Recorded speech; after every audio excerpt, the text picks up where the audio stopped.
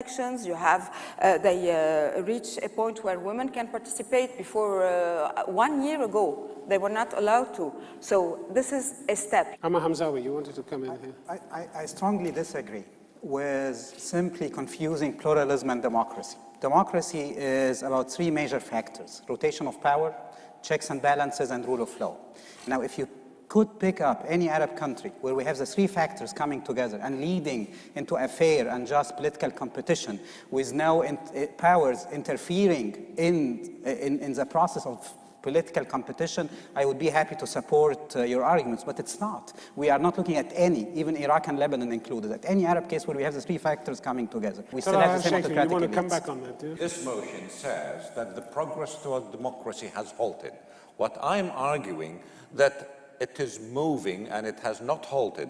What you're saying, it's probably going slowly. Well, I might agree with you in certain countries, but it has not halted. You say, for democracy to halt in a country means you have really banished the whole society to oblivion. In other words, nobody thinks in a society, nobody tries, nobody forms an association, a union, nobody speaks freely in the media. We have not halted. Probably it'll take us a little bit longer. Brief comment. It'll take us a little bit longer, but I can assure you, if you don't persist, we will not reach any conclusion at the end. We have to keep on at our governments. Okay, let Mustafa Hamarneh. No, I think this is quite misleading, Salah. I think regimes do play a major role in fragmenting our societies.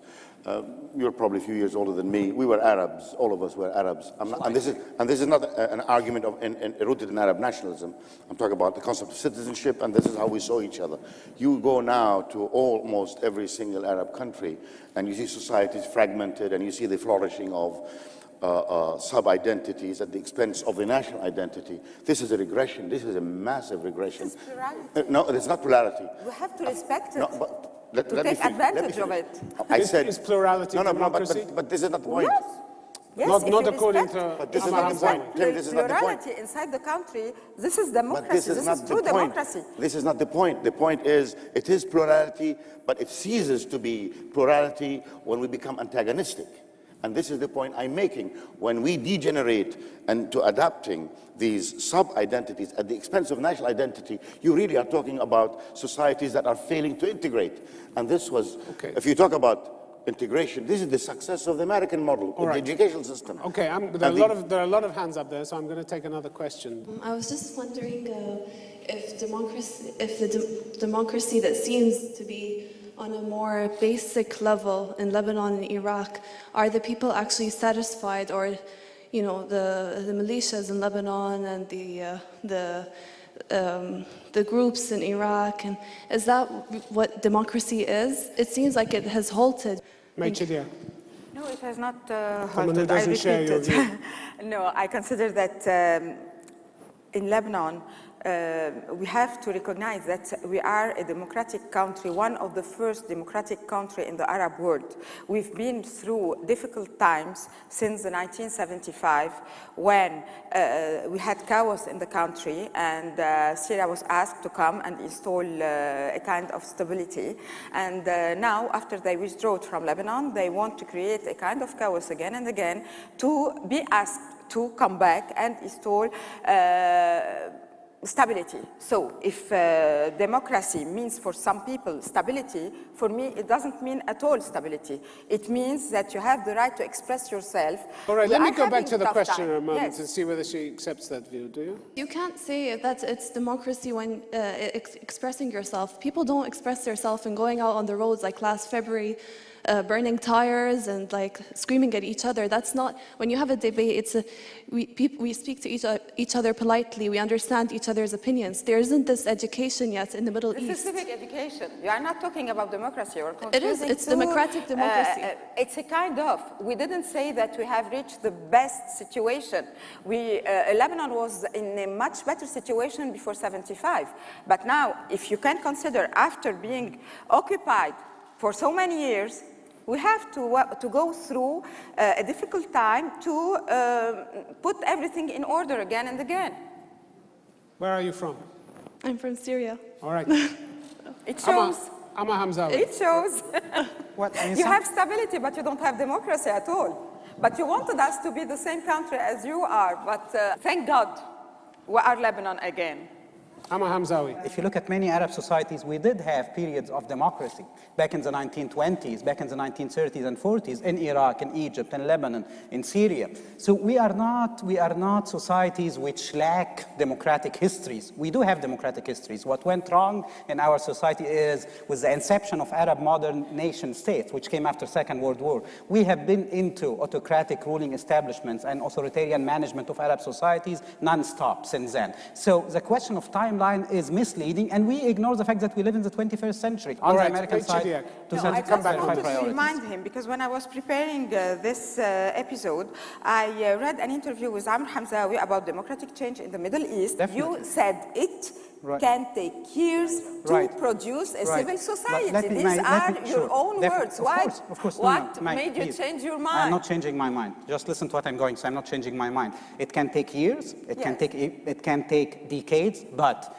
at a certain point, you have to come to an evaluation. And when we evaluate where we are going in the region, I would definitely say we are regressing in many Arab countries. And let me just briefly say Jordan, Egypt, and Morocco are regressing. When you say Morocco is a democratic country, look at what happened in the last elections. Voters did not turn out. We have voter apathy. No one went to vote. Can you remember let me just Morocco finish. was before the 1990s? Let me just finish. One more, so we are regressing in many countries. Please. Very, very brief. We are backsliding in many countries, and other countries we haven't been able to do the qualitative shift to serious rotation of power and free elections and stopping ruling establishments from gerrymandering, from restrictive election laws, and prosecuting journalists, by the way. Okay. I think it's very important. I must say very that briefly. Because you're absolutely right, Iraq, Lebanon, and others did have democracy, but we had 50 years of cut-off period through dictatorship and military rules. And consequently, that generation of the 50s, which I am at the end of, is no longer there. What we're trying to do in Iraq, we're trying to educate a new generation on the democracy. And we are doing this on a daily basis as I speak. Okay, UNESCO has a huge program. I'm going to move on. There are a lot of questions. I'm going to take a question, please, from the gentleman in the fourth row. You, sir. My question is for Mr. Salah. You mentioned at the beginning that you mentioned Egypt as a progressing democracy in the Middle East. And your proof for that was the very last presidential elections when President Mubarak got 67%. Sir, I don't know if you followed the very recent Egyptian presidential elections, but were you aware that the government actually hired bullies and positioned them on the doors and gates of every voting poll? And everybody who went there that was voting against President Mubarak was beaten up, including women. Now, I don't know if you call that progressing democracy. Of course I don't call it progressive democracy. You know that. I'm against it. I fought violence for good 25 years of my life. Then how can you claim that democracy is progressing in a country like Egypt? What I'm trying to say that we are progressing. You see, look at the motion. It has. What I'm saying, democracy has not halted.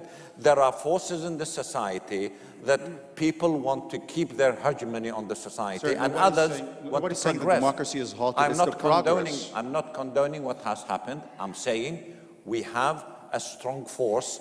You, as a young person in this society, you're going to continue to fight for democracy. You're going to join any number of processes, trade unions, students' union, parties, and NGOs. You are going to fight for this process. In order to fight for democracy, we have to admit that the progress towards democracy has halted. It has not. It definitely has not. He doesn't seem to share your views. Question from the gentleman in the third row, please.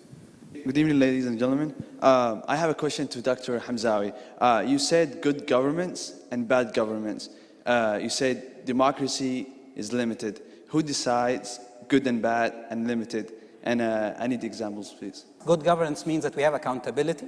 Good governance means that we have checks and balances. Good governance means that we have regular change in leading positions, that Arab rulers do not stay forever, that they get voted in and voted out, that prime ministers are accountable, ministers are accountable, that they leave office sometimes. I mean, just point out to one case in the region, apart from Lebanon and apart from Iraq. But as I said, I mean, we're looking at failed states. But anyhow, just point out to any case in the region where Arab ministers predecessors are voluntarily managed to leave their office, you will not find a single case. You judge rulers by actions, by the way they, as Amr